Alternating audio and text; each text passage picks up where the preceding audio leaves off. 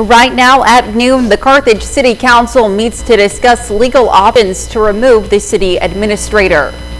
And rain chances continue on into this evening and in the morning. Plus, a fake Amazon van found in Missouri has led to a major drug bust in Oklahoma. The 4 states' most watched news starts now. Chances for rain and thunderstorms increase throughout the rest of the week. This is KOAM News at noon. I'm Elise Noe. We go straight to meteorologist Lindsay Gaffney for a first look at the forecast. Well, we had a few showers in the area this morning and a lot of clouds, but they have started to break up, so we see the sun a little bit out there right now. Its temperature is about 68 out in Joplin and good visibility. Light winds out of the east. So far this afternoon's going to shape up to be pretty nice, but we do see clouds start to increase. Temperatures across the region getting into the upper 60s and 70s, 71 in Miami and Veneta as well. So getting up there, we do see temperatures getting to the low 70s as a high today.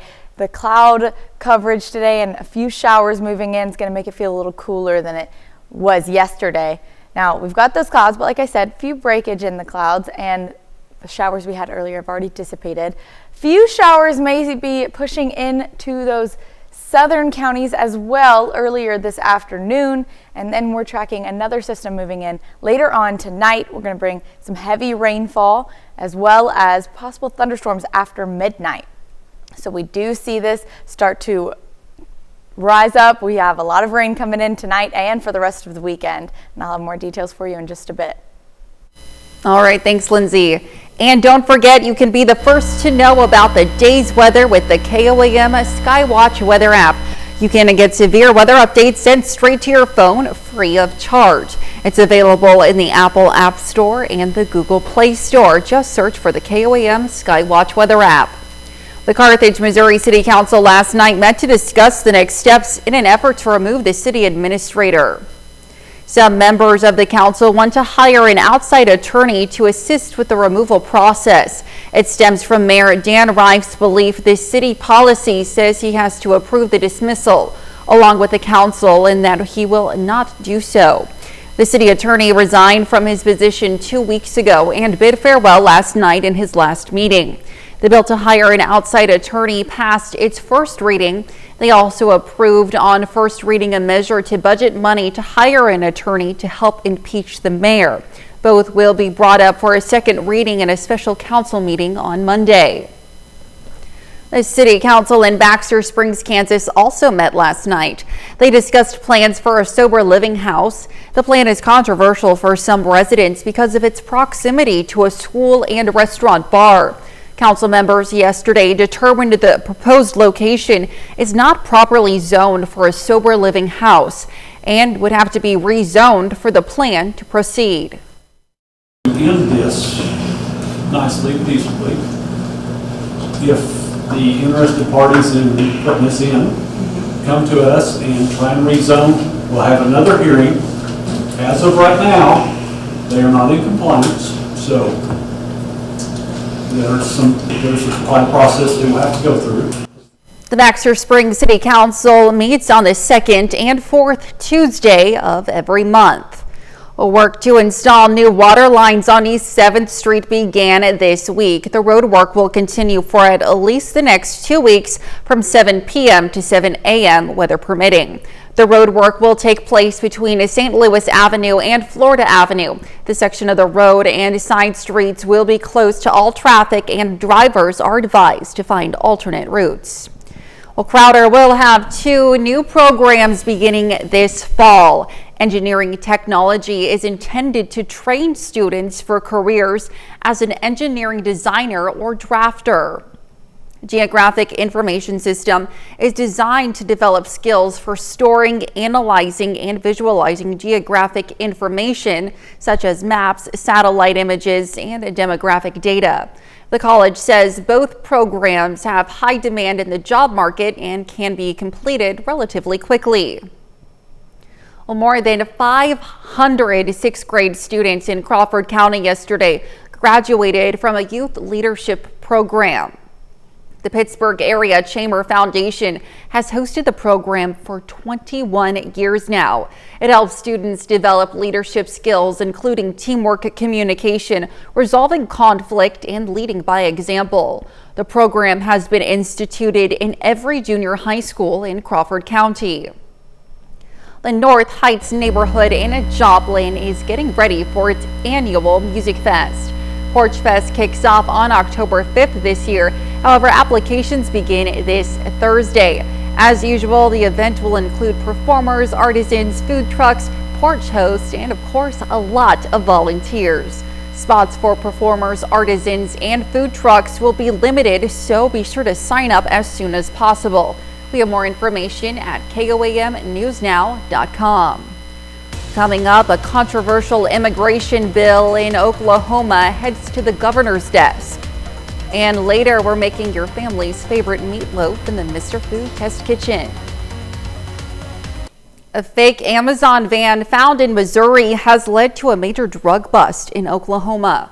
In January, the Missouri State Police stopped the vehicle for numerous traffic violations after it entered Missouri from the Sooner State. An official with the Oklahoma Bureau of Narcotics says nearly 250 pounds of packaged pot was found inside the van. A spokesman says the drugs were picked up at a spot in Lindsay, Oklahoma. Authorities served a warrant to Bright Stones LLC as part of a probe into the illegal growing of marijuana. Arrests linked to the investigation are pending.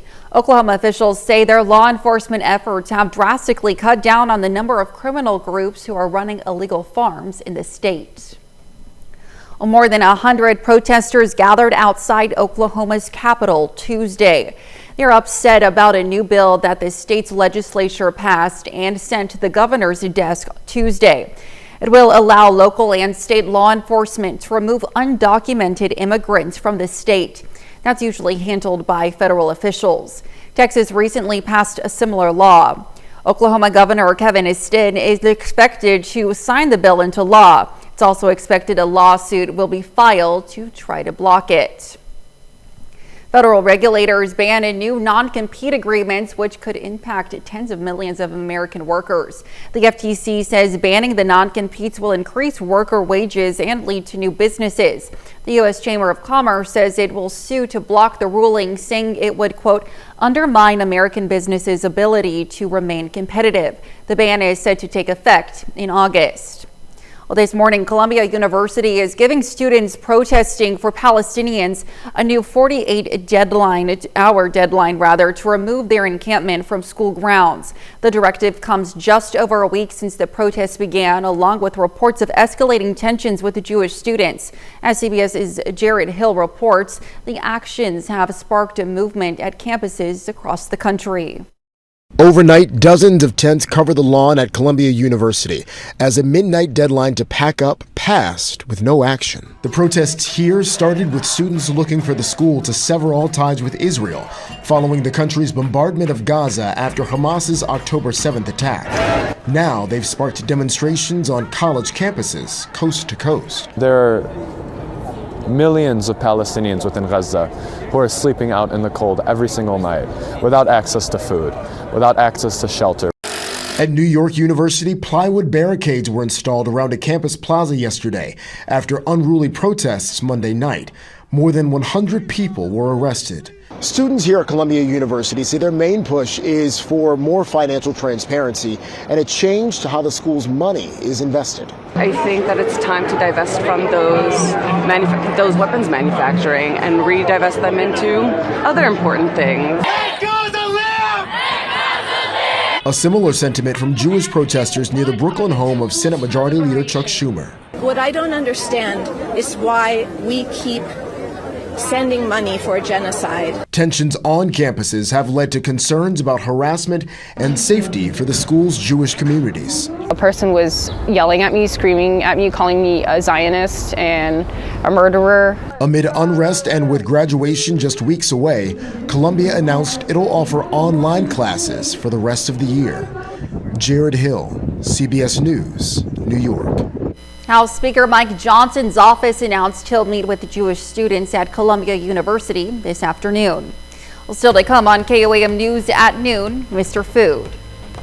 Say goodbye to dry and tasteless meatloaf and hello to one that's juicy and packed with flavor. Best part? It's bound to be a family favorite. And we also have some storms developing tonight and into early tomorrow morning.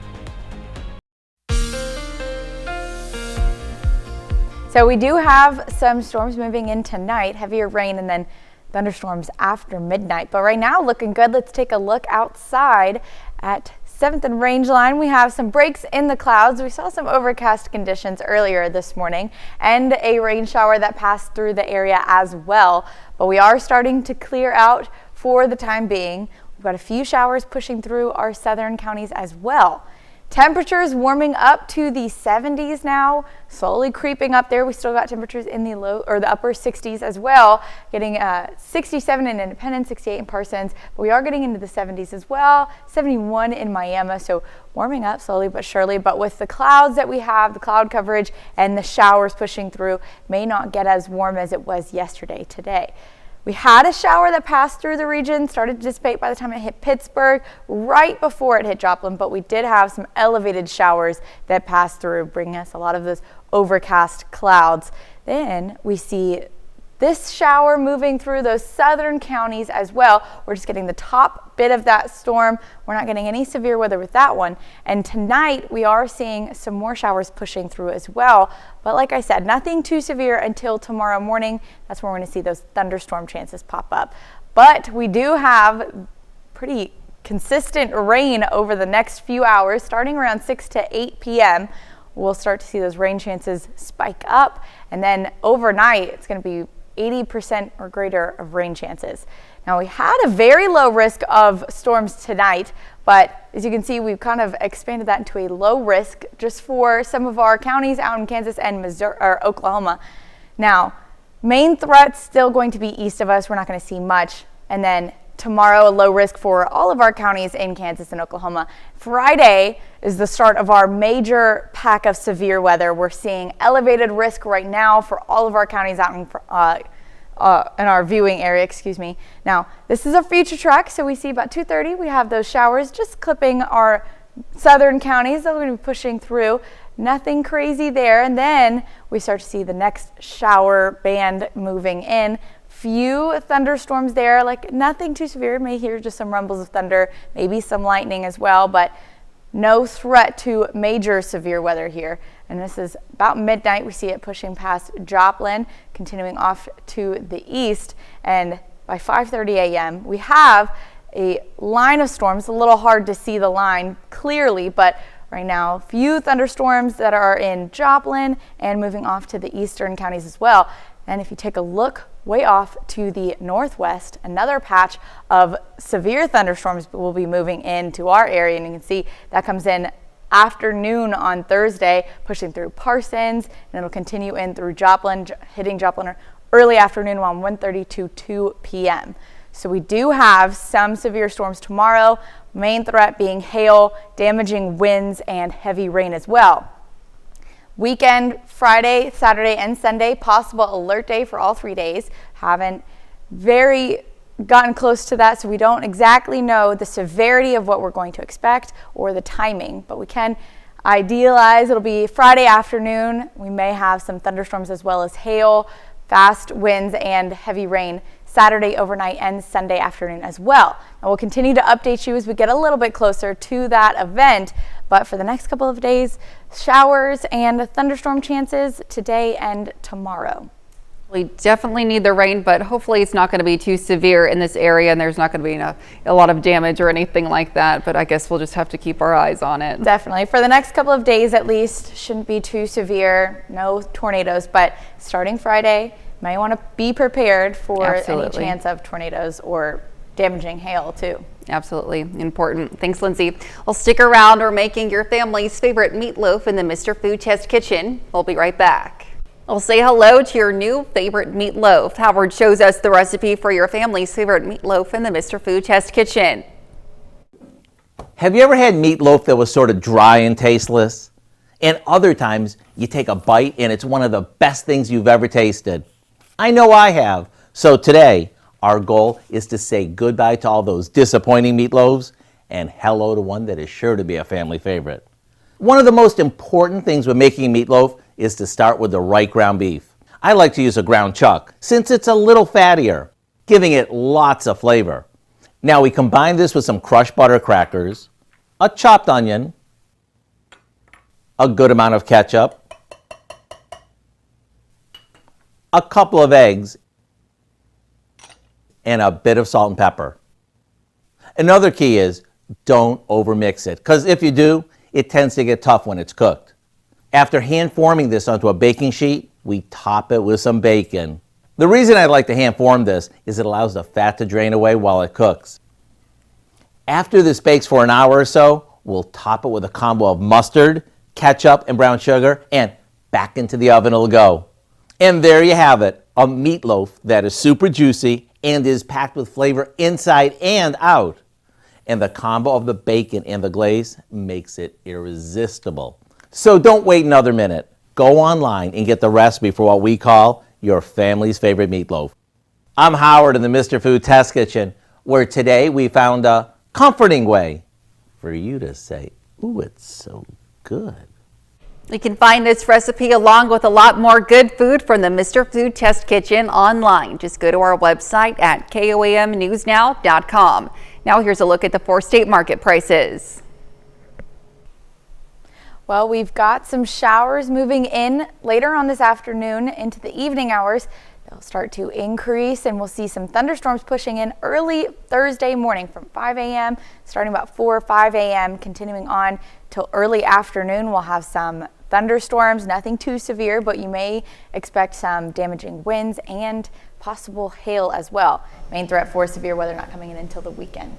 We've been talking about that rain. It's finally here, so we'll keep an eye on those thunderstorms throughout the weekend for sure. All right, thanks, Lindsay. And Dow, what do you have for us this evening? A lot coming up at 5. An experimental procedure is giving hope to people who need organ transplants, as a New Jersey woman has now become the first woman, second living human, to receive a kidney transplant from a pig. We're going to get a glimpse at how this never attempted before strategy is giving her a second chance at life. Plus, some tips for creating an emergency plan with your family for when severe weather strikes. And we're going to be introduced to Molly and Aston, 2 Pittsburgh poodles, taking on the iconic roles of the Joker and Harley Quinn for this year's Pittsburgh Art Walk. Hope you join us for those stories. A lot more is coming up on KOAM News at 5. Absolutely. Well, that's the news for now. Thank you for joining us on KOAM News at noon. We'll see you right back here at 5. Until then, have a great rest of your day.